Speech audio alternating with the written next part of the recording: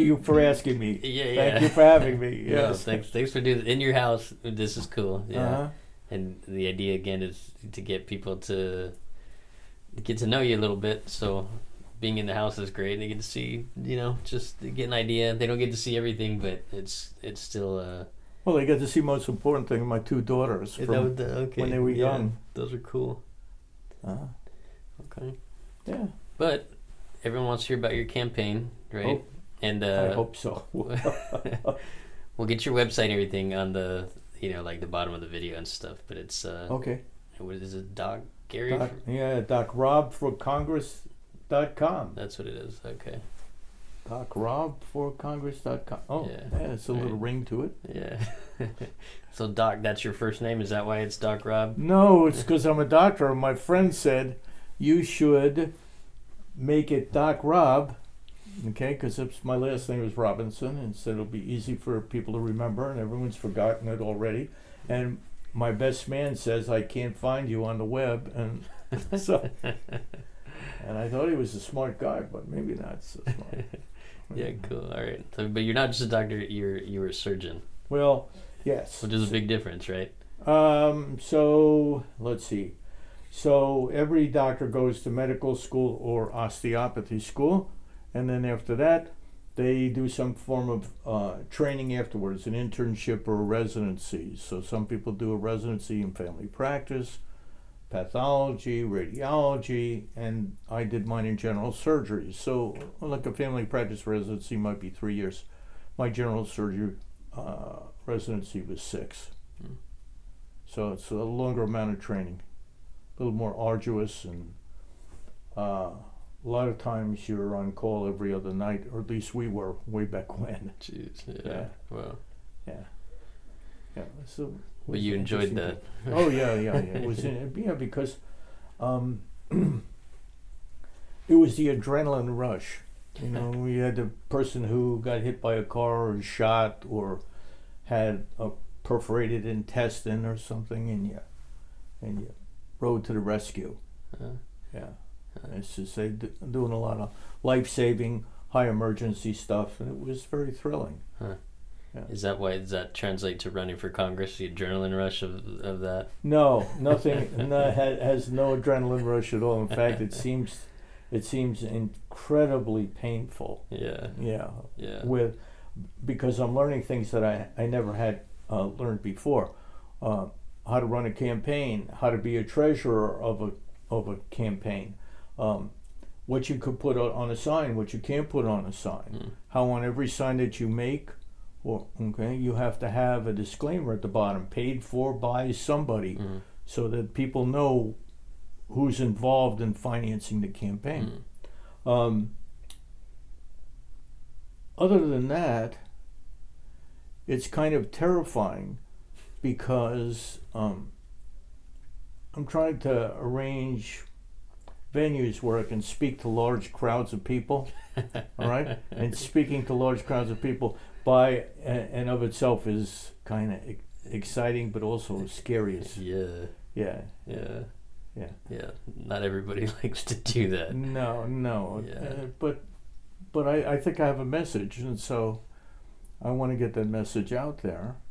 I think people need to hear it, and I think people will be happier with me as a congressman. I think I'm a better product.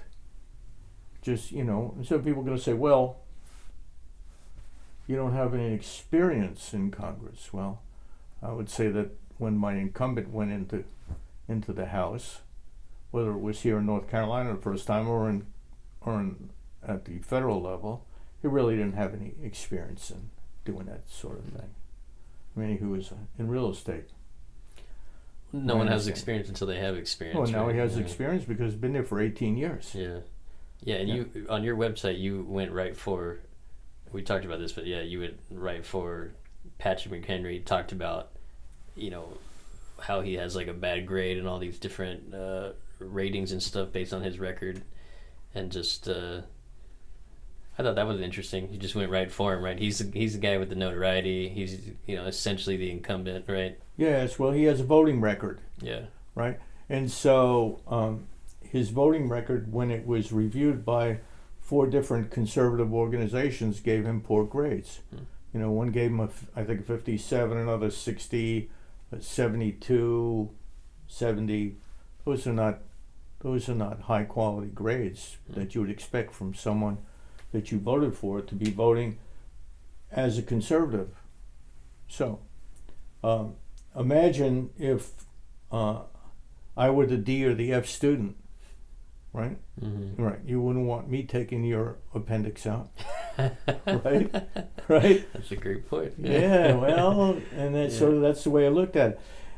Wait, speaking of, before you move on, because I want to get this in, otherwise I'll forget. You told me that you were the first surgeon in North Carolina to do an appendectomy, right? With the laparoscope. Can you explain that so everybody kind of understands that? Sure. So, gosh, in 1990, just about everybody in the United States, except for a few pioneers, was having their gallbladder taken out with a big incision underneath their ribs. Mm-hmm. The incision was long, it was painful, okay, and for an appendix, they would make an incision in your lower abdomen and take the appendix out that way also. Well, we found out that by using the laparoscope, putting this tube in with a camera attached to it, and 3 other tubes, that we could manipulate organs, take the gallbladder out, for instance, or the appendix, and much less pain, lower risk of infection, complications, things like that. So people really did much better. As I said, my partner, Dr. Harris, was the first one in North Carolina to take the gallbladder out. I was the second, and I was the first one in North Carolina to take the appendix out with the laparoscope, and that was in like 1990. So that's pretty cool. Yeah. I've taken probably 10,000 gallbladders out, or maybe out. Yeah, at least 2,000-3,000 with the laparoscope. Yeah. Wow. Mm-hmm. And so you practiced as a surgeon here in North Carolina for about 30 years. About 30 years. Yeah. Where were you from before that? So I grew up in New York. Went to medical school at Albert Einstein College of Medicine. Yeah, I didn't even know that was a thing. I read that. It was a great school. Had a great time, and then from there I went to San Diego and did my residency for 6 years. Great place to live. Yeah. Okay. When anyone gets out of residency, they all want to go to San Diego to live. So we used to have this joke: what do you call a urologist in San Diego? What? A waiter, because there weren't enough patients to go around. So they had, it's like in New York, if when you call your waiter, they're really an actress or an actor, right? Yeah, it's like lawyers in New York or something, right? Yeah, There's so many of them. Just too many. Yeah. Yeah. But in San Diego, they used to pay you in sun dollars. They used to say sunshine dollars. Nice. But then after San Diego, I went to Los Angeles for 3 years, practiced in Los Angeles, in a multi-specialty group, and then my family, my wife, was like, we got 2 kids, and there's so much traffic here, and I can't stand Los Angeles, and let's move to North Carolina. Her family was here, her sister, her mother, father, etc. So I said, okay. So we found a place and moved to Statesville, and been here ever since. Wow, That was a lot. That was when, the early '90s. You said So it was March of 1989. Okay. It's 33 years, just over 33 years ago. Wow. Yeah. That's when a lot of people started coming to North Carolina, right? Yeah. I remember my family moved here early 90s, and there was like people from California, New York, and all kinds of places coming here. Well, it was interesting. Some people are lucky and they're born here. Others have to discover it and decide, hey, this is a great country. This is God's country. Great place, right? Well, great place to live, great place to raise your family. Yeah. Although it's a lot busier now than it used to be because of that, right? That's part. If you have a good thing and the word gets out, right? you expect some traffic. Yeah, I want somebody to do some type of ad campaign where they kind of trash North Carolina so people stop moving here. You know, they say, "Oh, that place is dangerous. It's not very good." Well, used to they have a thing on the license plates in California. They used to say, "When you leave, take someone with you." You know? Yeah. So maybe we should institute that program here. Yeah, for North Carolina. Yeah, it's growing tremendously. Oh, okay. This county has, I think, 180,000, I think, voters in it, and it had like 100,000 people when I came. Wow. Yeah, so it's just exploded. Right. Iredell County. Yeah. And this is still one of the more rural counties. Yeah. But the area down by the Lake of Mooresville, it's just like it's you get in your car and you drive about 5 feet and you stop, and you drive 5 feet and you stop. You know? Yeah. You know the old joke about was a hitchhiker down in Mooresville. We lost our mic. We lost our mic. Oh, sorry guys. Just set this back up. Okay. Oh. Can we pull it any closer or it's no? on tension. Yeah. There you go. There we go. Okay. All right. You know, so there's this joke about a guy who's driving along 150 in Mooresville, and there's a hitchhiker next to him.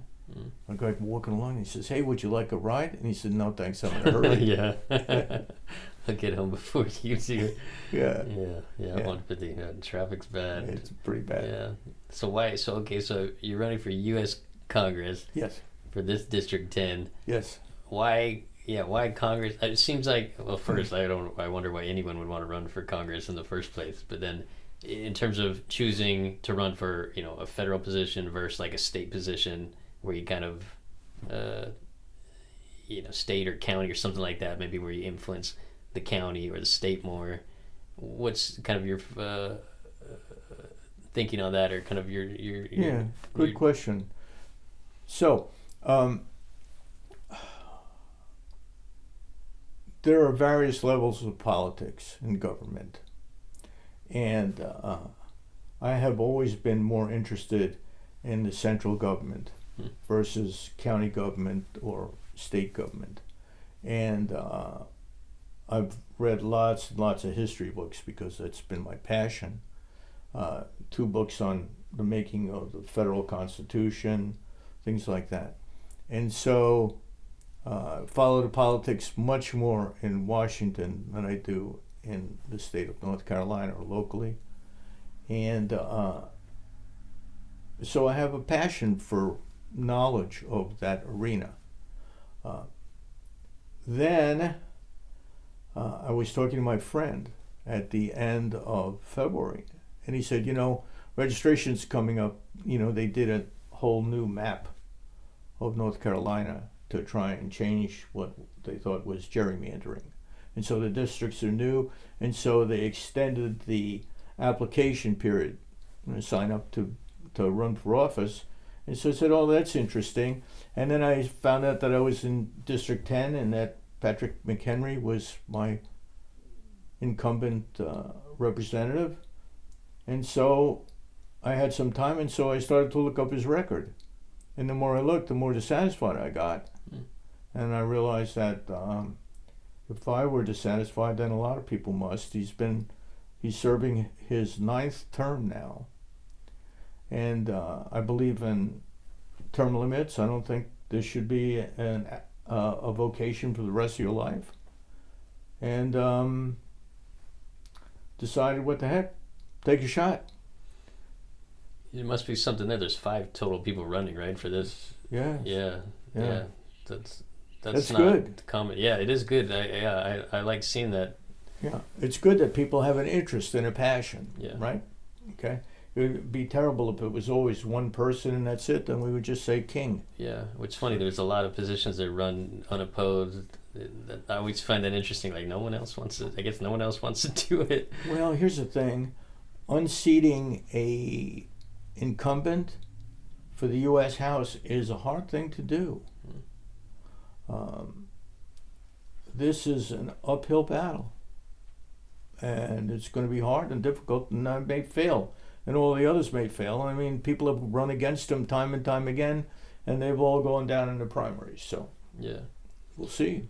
Well, we'll see. Well, it takes, I'm sure it takes a lot of work and a lot of smarts. You're a Mensa member. Yes. I saw that on your website too. That was interesting. Oh, Yeah. a lot of people don't know what that is. Yeah. No, it's, well, why don't you explain Mensa? It's just, it's Oh. like a club for really smart people, right? Yeah, it's a club for geniuses. Yeah. Yeah. So you have to get better than a D or an F to get in, right? Yeah. So all it does is it says that I'm a smart guy.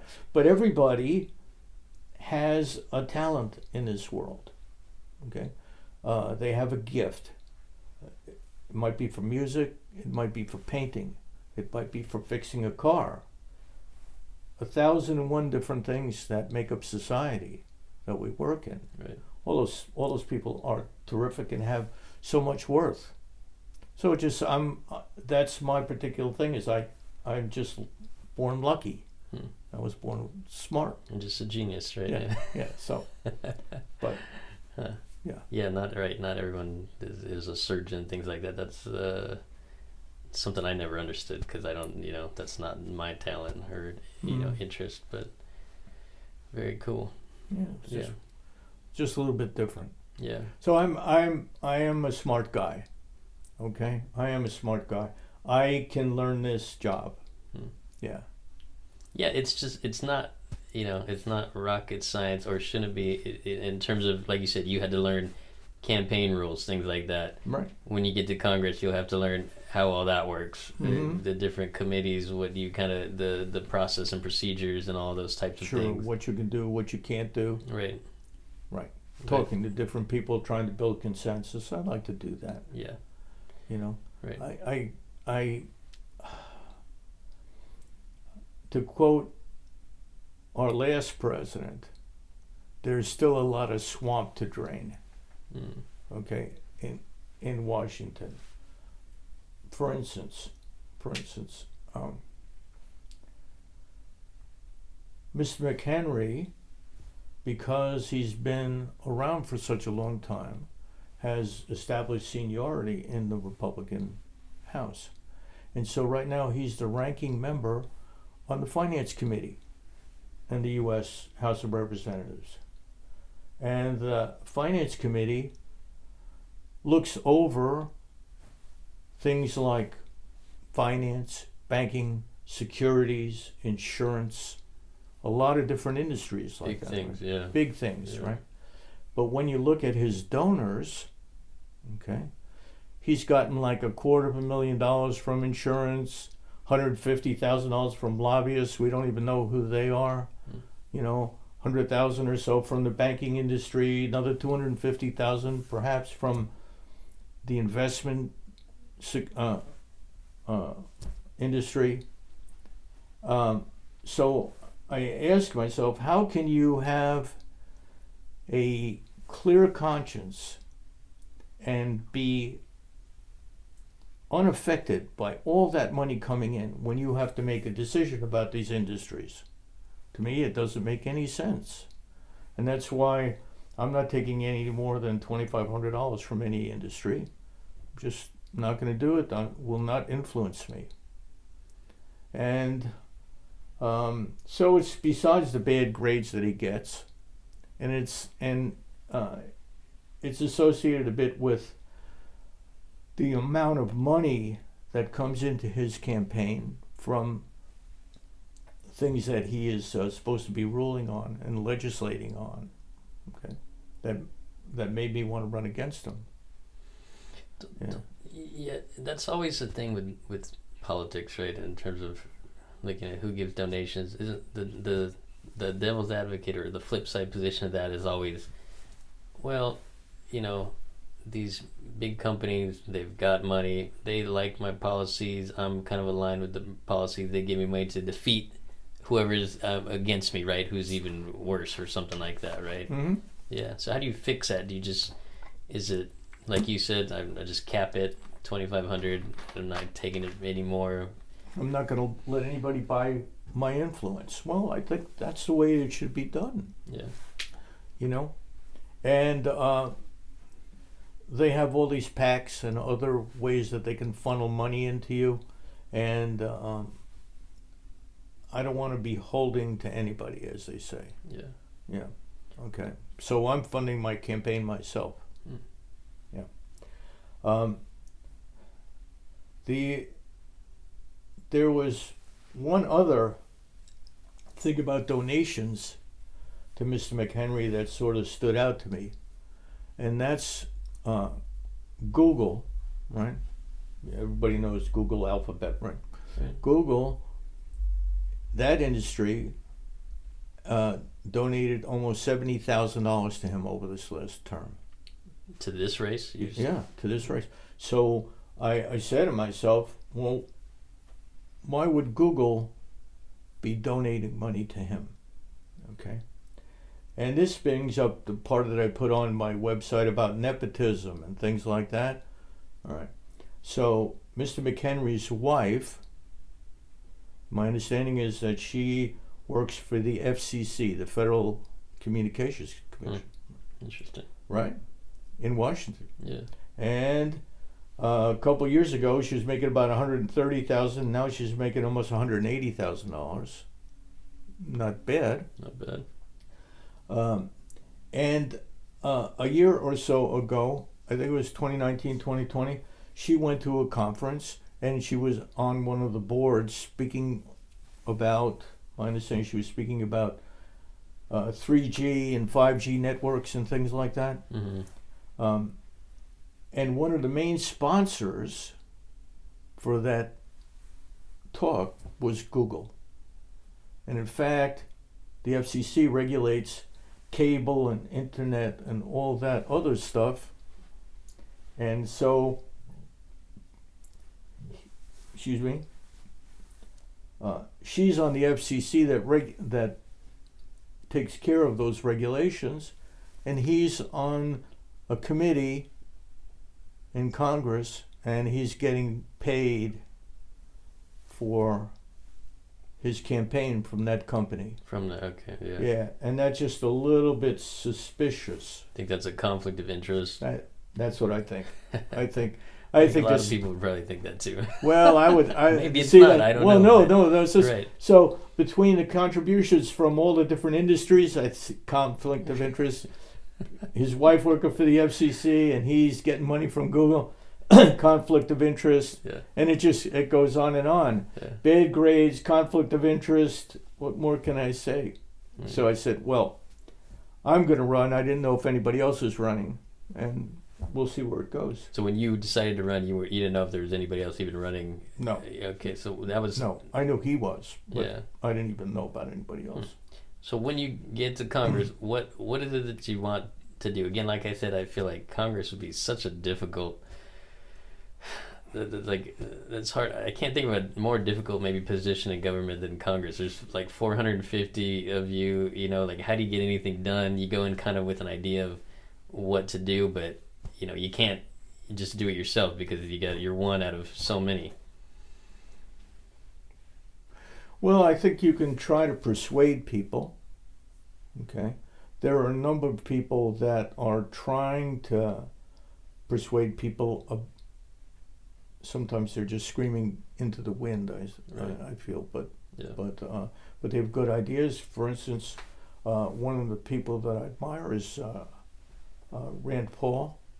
Okay, he is for a balanced budget, which I am, and getting rid of the deficit and term limits and conservative values and a lot of other things. Pretty much, probably build the wall or, strong immigration stance, things like that. Mm-hmm. So I can look up to him, and I think that we could have a very fruitful discussion. And I think that if you can get enough people together, then you can build a consensus.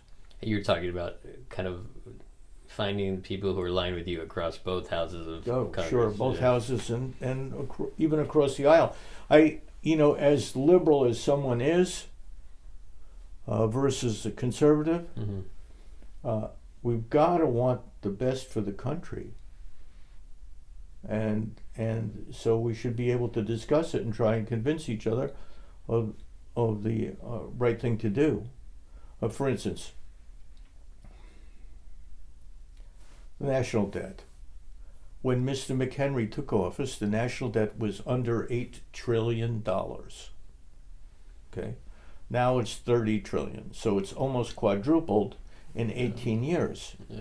And the economists say that if the national debt over your GDP is higher than 77%, the debt to GDP ratio, that you have reached what they call a tipping point, and that you're getting very close to disaster. Okay, our ratio right now is 124%, and Congress and the president just keep spending money like it's going out of style. If you look over the last 2 years, the amount of cash money that's in circulation has gone up by 58%. Now,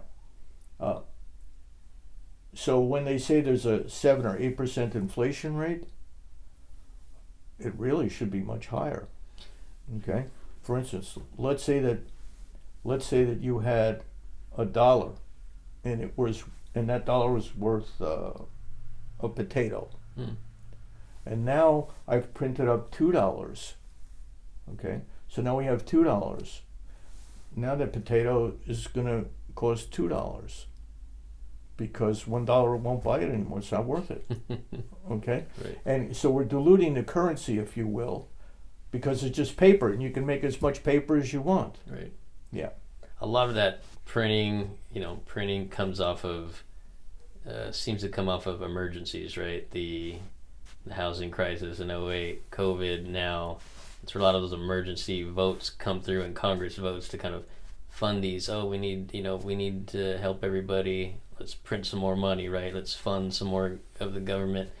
Is that something that I feel like that's even people with good intentions, right, in Congress can get roped into that or tricked into that or see that, oh, it is a need, and what else can we do besides print some more money? Then you end up with this huge deficit. What's kind of your approach to that? Well, I think the approach is that you plan for a rainy day. In other words, if you make $100. Do you know what? I'm so sorry. Let me just do something real quick. Okay, go right ahead, sir. Okay, so here's my thought. Let's say that you make $100 a week. Okay, but you spend $200 a week, and then you keep borrowing money from everybody. You borrowed from your relatives. Okay, you borrowed from your neighbors, you borrowed from your people at work, your friends, any way that you could find, right? And now one of your tires on your car goes flat, Right. and they want $400 for a new tire. Where do you get it? It's emergency. Borrow some more money. Well, either that or you go steal it from some. I don't know. Okay, but basically, So no one wants to lend you money anymore. but no. But here's the thing. Is that when you print money like that, Yeah. you're stealing it. Yeah. Okay. Now, why do I say that? Well, that $30 trillion debt, it's going to have to be repaid by somebody. So, is it going to be repaid by me? Yeah, I'm going to be long dead. Yeah. But you and your children and your grandchildren, my grandchildren, okay, will be saddled with that debt. That's irresponsible for us to have. Does that So- come in the form of this inflation like that we're seeing now, higher It's gonna- prices, it harder to could- get homes, things like that? That's how we're That's paying part. for it. That's part of it. How about gas? Cost me $5 a gallon right now. Right. I wouldn't be surprised it could go to 10. Yeah. Okay. In Germany, after World War II, after World War One, okay, everything was okay for a while, and then all of a sudden they started getting inflation, and so that one Deutsche Mark, okay, which when you bought that potato, didn't buy it anymore. They needed 2, then 5, then a handful, and finally Okay, they needed a wheelbarrow full of paper money Yeah. to buy that potato. Yeah. And the whole thing went to heck because they had hyperinflation. And that happened over a very short period of time. They had the same thing with inflation in France when they first went over to paper money.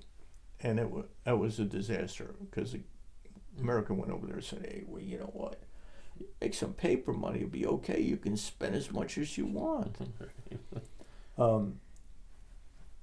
John Maynard Keynes, who was a great English economist, early 20th century, came up with this stimulus where you could just print money up and stimulate the economy and everything be fine. And they asked him, but at some point, somebody has to repay it. And he said, yeah, but I'll be dead.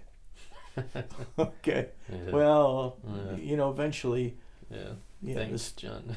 well, Right. eventually it's going to hit the fan. Yeah. Yeah, in one form or another. And so my thought is, yes, you are going to have difficulties come up, and you might need to print money and spend more money for those emergencies, but you shouldn't be so tapped that you can't stand an emergency. So you're saying, right? Your philosophy is like, an ounce of prevention is worth a pound of cure type of approach, Well, right? to some extent.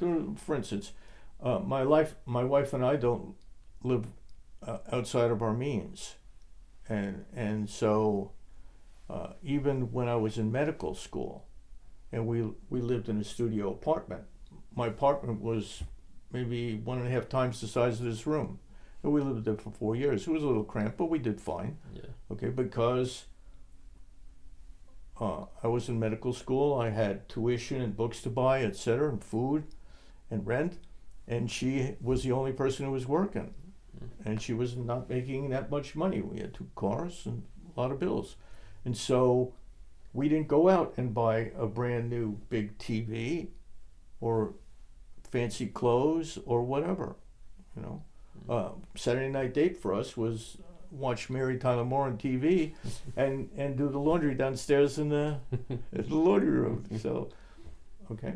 So, but we saved up money for a rainy day so that if something happened when hubcap fell off or got stolen because we were in the Bronx, or tire went flat, we had the money to buy a new one. Okay. All right. So, my thinking is you cut your spending back so that you start paring down the national debt, right? And then you have also a little bit of a cushion in there, so when a hurricane comes through or whatever, you have a little money in the bank to pay for it. Is that one of your focuses going into Congress that you want to do, is try and reduce the national debt, reduce the spending, cut as much as possible, or? Well, I'd like to cut to a reasonable extent. Now, I think that there is something, for instance, way back when Mr. Obama had a company, Solyndra or something like that, that was some kind of clean energy thing, right? I think, if my memory serves me correctly, it was like $160 million investment, and they did nothing, and it disappeared. All the money disappeared, right? Well, throwing more money at a problem is not always the answer. Okay. And I think that there's a lot of graft, okay, that's going on. Yeah. Money's getting spent. People are catching on to that. Yes, and people are being manipulated, and the American public are the big suckers here. Yeah. Yeah. So I think we need to clean that up. I think I'd like to see a time when people in government cannot have their relatives in positions that are related, so that they're both dependent on one another, and there's a possibility of graft. Okay. Yeah. Okay. Yeah. And I think people should be honest, and I think that they're all right. There was if my memory is right, there was a senator who was pretty far up on the Democratic side, and I I don't want to besmirch the Democrats, okay, because we've all had our issues. Yeah. But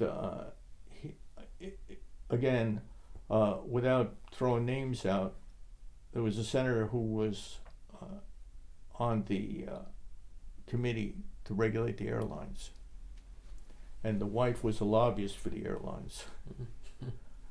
Well, they were sharing the same bed, Yeah. you know, and also the same income. Yeah. Yeah, I don't think that's right. Yeah. So I think that needs to be cleaved, and that with term limits and stopping those types of things, I think that the government will work better. Term Yeah. limits is a thing I see a lot of people very interested I'm in. very, very much interested. And so people say, what if someone's doing a good job? You know what? Someone else will do a good job too. Right. Okay? Yeah. This country has 350 million people, Yeah. depending on who you can count and who you can't, right? Right. But we have, if you think about it, there are a lot of smart people in this country. Yep. Okay? And we can bring those talents into the government and let them have a whack at the ball. There will be new insight. They'll look at the problem a little bit differently. We all win that way. We all Right. win. We all win. That's something that I feel like you got going for you. Even the other challengers who are coming into this race, I think you in particular, people are looking for. I think a lot of people are into the term limits idea because, like you said, they're kind of getting smart to the grift and to these people, getting tired of these people who are in office for so long.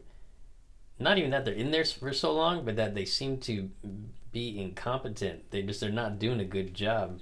So they're looking for people who are smart, who know how to get things done, who think practically, you know, and I think that's really what, you know, you and the other people who are running against the incumbent have really going for you. I hope so. I hope one of us is successful. Okay. Now I always hope that it's me, but that's just because I want to do it. But Yeah. but the others want to do it too, and I think that's terrific. I am a little bit different than all the other people that are running. Yeah. Not just because I'm a surgeon and I solve medical problems and different problems like that every day, but I was also chief of the medical staff at 2 different hospitals, chief of surgery at 3 different hospitals. Mm-hmm. So, doctors are like cats, okay, and so. You mean like herding cats? It's like herding cats. I mean, because they're all completely independent, Yeah, and yeah. they have divine insight, and they feel that, well, and they've all been, and they're all smart. They're all smart. They're They're all all right. smart, Right. right. Yeah. They're all right. Well, you have to have some confidence to take care of people that have life and Yeah. death issues, right? So, but I've been able to get a consensus among them, and so I think that I can do the same. I pray that I can do the same thing in Congress. That's Yeah. important, right? Yeah. Right. You got to hurt and deal to be able to deal and have the confidence, and also know that you've already done it. It's difficult to deal with people, especially independent, smart people, to get them to do something together. Everybody wants to do their own thing. And again, people have been like that in Congress before, like Tip O'Neill and others. Yeah. Of course, he might have been a Democrat, but that's okay. But again, there was even somebody called the Great Compromiser way back when. That was the old time, Right. way back. Right. But again, I'm a little bit different because of one other thing, and that's another pledge that I made, so that my entire salary that I get will come back to the district, and I'm going to donate that to the school system, and it's to be used for supplies, education, some for scholarships for people for higher education, things like that. So Which is pretty substantial, right? How much is the? well, so it's they make about $175,000 a year. Yeah. So over a 3-term 3 terms, which Yeah. would be 6 years, because I'm done after 6 years. I've already signed the pledge. Yeah. Right. That would bring back about $1 million, just over $1 million back to the district. I think most people don't know that a U.S. congressman gets that type of salary. I think they think, oh yeah, they get paid, but no one knows it's that much. I mean, people know it, but I don't think that's very common knowledge that they get $175,000 a year. It's not bad. Yeah, it's not bad. You Not can bad. understand why you'd want to stay there for as long as you can. Well, I mean, once you start sucking at the bosom, Yeah. okay, Yeah. all right, of Yeah. the government,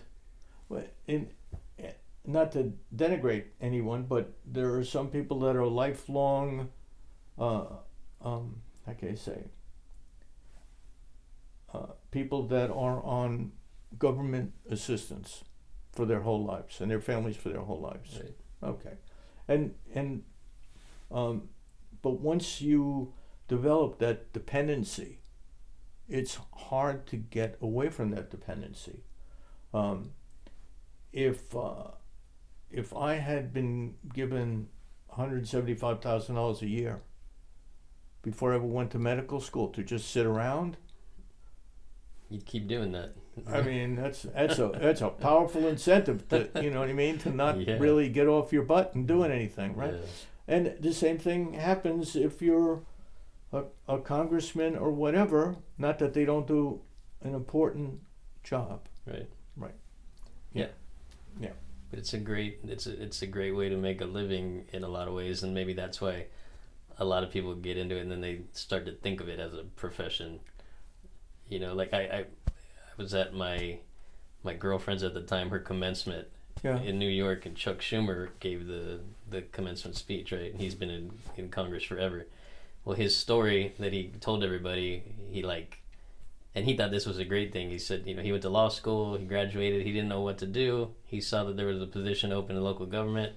He ran for it and got it, and that was history. And I was like, that's a terrible story. That's a terrible story, Yeah. right? Yeah. I mean, here you were. You went to law school, Yeah. right? You could have been doing that, right? Right. Right. So, here's the thing. I went to medical school. I practiced for a long time. I did 6 years of residency, 35 years of private practice. And then I retired. And then after a while, I started saying, you know what? I got all this free time on my hands, right? I was with the coasters. So the first year I retired, I started going around the house because I didn't know what to do with myself. Right? Because I was working as a surgeon. You work 12, 14 hours a day, Yeah. right? And I rearranged the entire house. First I went into the pantry. And I went in the pantry and said, oh, look at all this food in here. I started going through it. Oh, look, this expired 2 years ago. This expired last. I had this big bag full of You have it organized by date. yeah, now it's organized by dates and categories, like all the dressings are in one place. So you got your vinegars and your oils and your mayonnaise, and then you got your pastas over here. Yeah. And so and my wife was like, "Oh, you are crazy, right?" And then I walked out of there after that job, and then I walked into the garage, and then I rearranged the entire garage, and then after that was done, I walked in the kitchen, and I said, I can't find a cup. Oh, I rearranged the entire kitchen. So all the dishes and the pots and pans, everything got moved around. It's all organized now. She was like saying, oh, please get something. So I got a dog and Funny. Smart people can't sit still. They don't, they're like built to solve problems, right? Your mind is built to solve problems. right. Yeah. Right. Yeah. But you're not going to Congress because you're bored. No, I'm going Yeah. there because I think there's a need, Yeah. and I think that our 10th district needs a replacement. Yeah. That's why. How are we on time right now? 46 minutes. Okay. So, Doing That's good. page 50. we're coming up, but what else? I want to make sure we get out. I'm trying to think of anything I've forgotten to ask you, but there's a couple things that people wanted me to ask. Go ahead. Yeah. Okay. So one of the things that was very popular, and this was among moms, that they're very concerned about hearing about the men competing in women's sports. Yes. Very concerned. They think, and I try to make sure I understood because I get it, but I didn't really get it until I really talked to them. They said they were upset. They were saying, you're seeing these, like Time Magazine Woman of the Year. It's like, it's like a man is, winning the Olympics or something like that. They said that really infuriated them because they say they go through so much as women, especially as mothers, breastfeeding the children, staying up, all this stuff, dealing with just things that women have to deal with, and then they see now the kids are supposed to look and say, look at this is the ideal woman or something like that. They said that really, really bothers them, and part of it is just the men and women's sports. So there are two issues, right? One is women competing in sports, and the other is transgenders competing in sports. Okay. So if girls and women want to compete in sports for the athleticism of it or the money, I don't see a problem with it. Okay. They can still compete in sports and still become mothers and family members and things like that. The problem that I see is when you take a biological male, he is born with an X and a Y chromosome, he has more muscle mass, he's bigger and stronger, right? And then you transition him into a woman, okay? Or into a female physique. But when you do that, you don't alter the anatomy of the bone structure or the muscle mass or the amount of muscle that's there. Okay? And then what you have is natural girls, women, competing with men that have gone over. And the men, or not men, the transgender women have a physiological advantage over a woman who hasn't done that. And so, for instance, just recently, the NCAA, I think, just had a swimming meet. Right. And That's a transgender woman won the national championship. Okay. So the question then becomes, should transgender women be competing against natural women, if you will? And I don't have a problem with the competition, all right? I have a problem with the award, and I think it's a very simple construct. Let the transgender people compete against women and other transgender women, okay? But there should be a winning pool that's large enough where you have the transgender people have their awards for 1, 2, 3, and the regular women who have not had a transitioning, okay, get their awards for 1, 2, 3. So somebody can have an award as the transgender woman for the best in the country, and then there can be an award for the best woman in the country. And I don't see a problem with that, but it's not fair for in my mind, for a regular woman or a girl to have to compete like that. Yeah, that's it's a funny topic because it seems like it's not a national security issue. It's probably not all that much of an issue, where you go, but it's in the news a lot, I think, and people see it, and then everyone's kind of got their opinions about it, and so that was one of them they wanted. They're like, ask them that. Well, so here's the thing: if you use that plan, okay, the person who is the best still gets an award, but the person who's the best woman who hasn't had surgery in the transitioning also gets an award. Mm. Okay, so you just have to segregate things a little bit. Mm. Well, segregation, that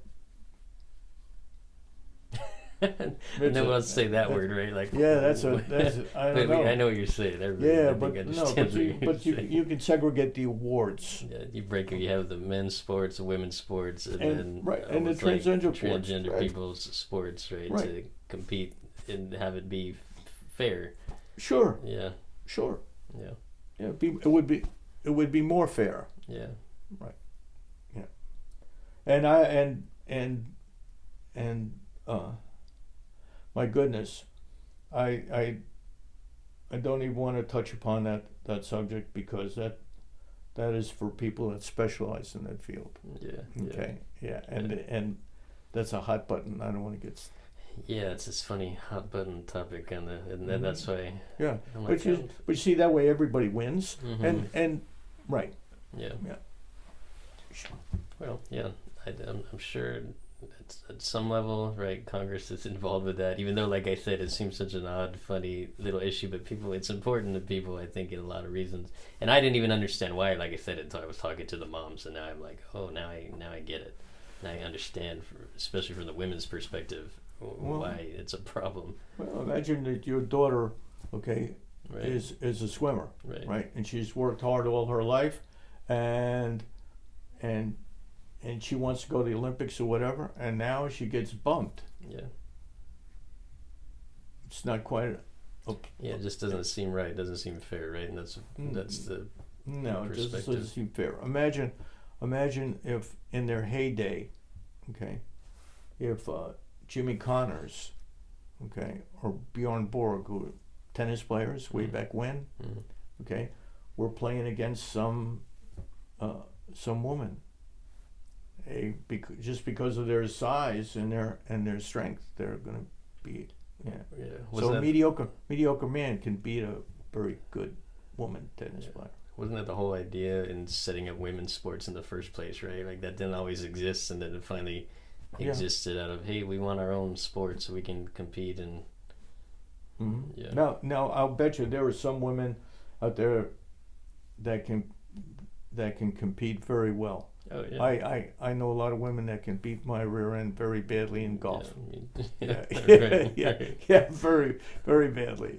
Yeah. They drive the ball further. They putt better. Every part of it. Yeah. So I try not to play with them too much. Yeah.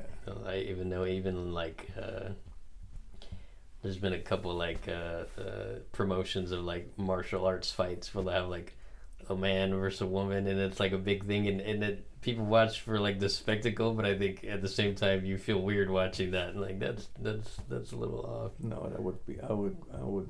Yeah. Yeah. What else do you want people to know about your campaign, about you, about what you want to do in Congress? Just kind of thoughts, things that we've missed that we didn't get out. 1 second. Okay. Oh, okay. Okay. All right. So, energy independence. Okay. We should. This XL pipeline. Okay. And multiple other pipelines and energy sources which have been nixed by the administrations over the years. They all need to be opened up. And legislation needs to be passed so that a president can't just with the stroke of a pen just say it's not going to happen. We need to have energy independence, and it needs to be just done and finished with. We need a solid program that looks into the future. And yes, do we have climate change? Yes. The world has always had climate change. Okay. If you go to Arizona, there is a place called the Petrified Forest. It's a really great place to visit. All these trees were underneath a sea, a salton sea. Okay, and all these minerals soaked into the trees, and so it looks like rocks, but they're really old trees sitting there. Fantastic. And so you say, well, how did this happen? Well, Arizona was under a sea of salt water at one point. Well, that means that the world must have been hotter at some point, and the sea level rose, and Arizona became a lake or an ocean or some big collection of water. And the trees that were there fell in the water, and then they soaked up the minerals for a long time in order to get petrified like that. Yeah. So the climate of the world will change as long as the world is here. Yeah. And how much mankind is responsible for it, or that mankind can do, in the short term, we need to provide our energy needs so that people don't have to pay $10 in gas a gallon at the. Yeah, maybe it's more important that people can survive right now. You're saying, and that maybe throwing money at it isn't. Well, say different groups isn't the answer. Yes, but you see, there are two forms of clean energy that no one is really using in the United States. In France, I think 50% of the electricity is generated by nuclear power. Yeah. And we don't do that here, but we could. We could generate a lot by nuclear power. And then there are fusion reactors that they've been working on for a long time that basically use the energy just like the sun makes it. That's very clean. It doesn't create any pollution. And if they could harness that, and they've been working on it, getting closer and closer. But if we threw some more money into it in time, some bright minds, maybe we would be able to get there faster. Yeah. Yeah. And then we could have all the electricity we want without burning fossil fuels. So those are two things we could be doing. Solar and wind, yeah, okay. All right. I'm all for everything, but energy independence, because strategically we can't be held at knife point. Too big a country, we just can't be there. Yeah. Yeah, security reasons. You talk about dependence on oil from other countries. Sure. Yeah. Sure. We have the ability between Canada and us to get there and show we should. Yeah. Do you think the government should encourage different types of green energy, whatever energy, green energy, not green energy, or just kind of let it play out as it would, or a combination? Well, here's the thing. Free enterprise usually takes care of things. So if there is money to be made in green energy, I can guarantee you that someone will find a way to do it and make a lot of money. Right. Okay? And that means that it would be much more efficient. Like Elon Musk. Like a Tesla, right? Yeah, I mean, he seems to be doing very well. Yeah. Okay, yeah, because he's a smart guy, and he's in that market. Yeah, so there are lots of energy in this earth if people really want to tap into it. Again, nuclear. They could go green if they want, but I don't think. I just bring Solyndra up because that was a big green boondoggle. Mm-hmm. $160 million. It just went up in smoke, and maybe it didn't cause any pollution, but it certainly didn't generate any electricity. Yeah. Yeah. And so throwing money at something is just not the problem. Free enterprise always finds a way to make it more efficient, and at that point they can make money on it. But there is one thing that we could do for the American public, which is to, just as far as healthcare goes, to reverse a law that Congress passed and the president signed quite a while ago, okay, which makes it illegal for me as an American citizen to go to Canada and buy my medication there. Now, as you realize, prescription medication costs a whole lot less across the border, okay? But it's illegal for me to do that. Now, why is that? If I want to buy a Mercedes and it's made in Germany, Mhm. I don't have a problem with it. But if an aspirin is in Canada, I can't buy it. It's ludicrous.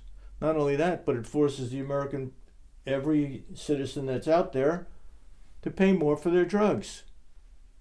It's unheard of. It's anti-free enterprise.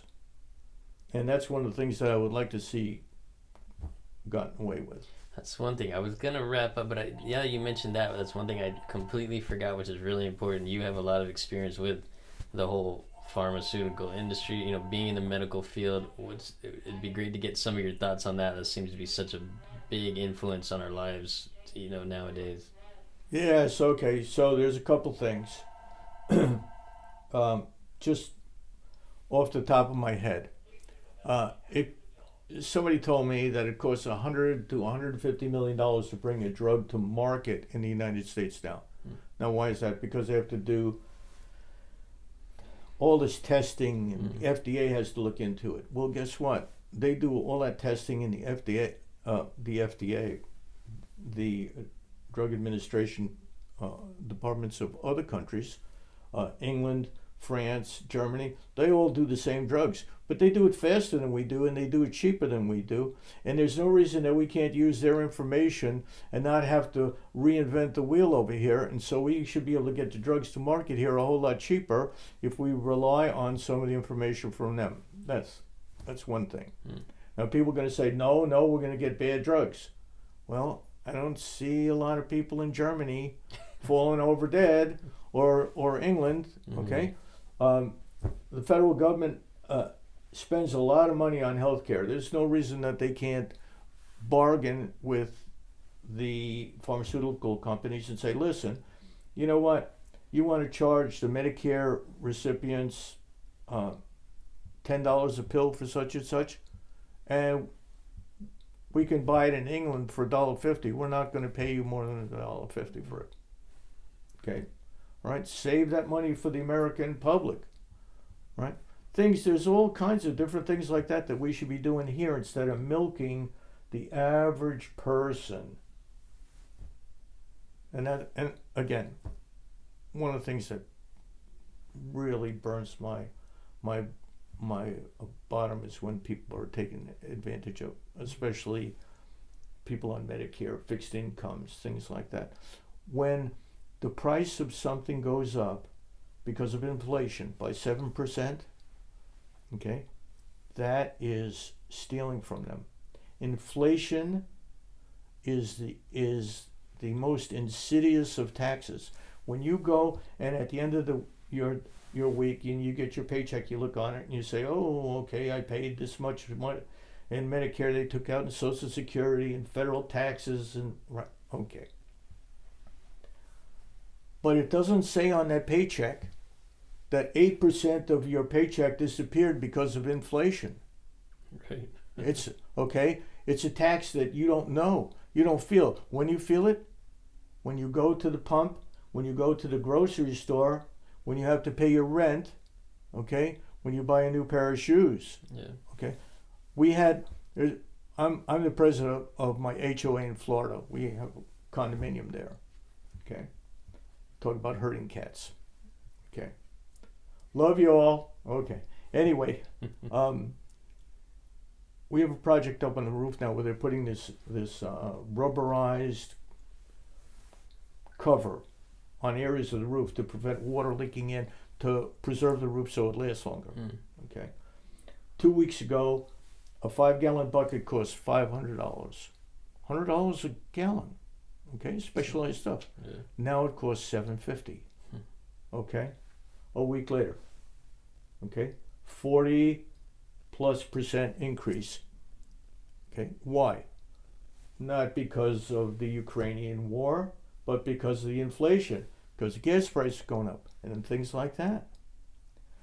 So that tax hurts the lower income people, the fixed income people, Right. and the lower middle class, and even the middle class to a certain Yeah, extent. the less money you have, Okay. the more right. The Right, more money so- is dear. Right. Right. So,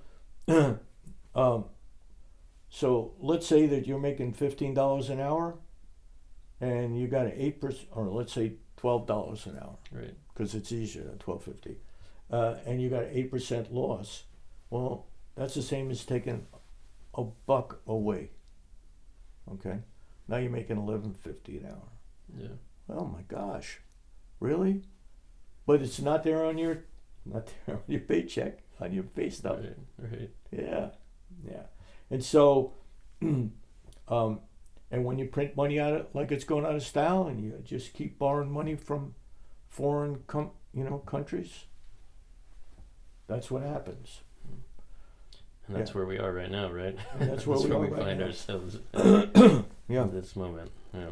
Yep. Yeah. So, a couple things like that, that's a big problem for me. Yeah. Yeah. Yeah. Well, good. Well, I would love to talk more and more and more. Like I said, this short, it's, what are we got, about an hour we've done? Hour and 8 minutes. Oh, well, okay. So So we've gone over. So I'm becoming a politician. taking our time. No, this is great. I wish we could Mhm. talk more, more hours, but thank you for letting us come in your home and do this and everything and get on video. My pleasure. Yeah. All right. Well, best of luck to you in your race. Thanks again. Well, thank you. Yep. Ta-da.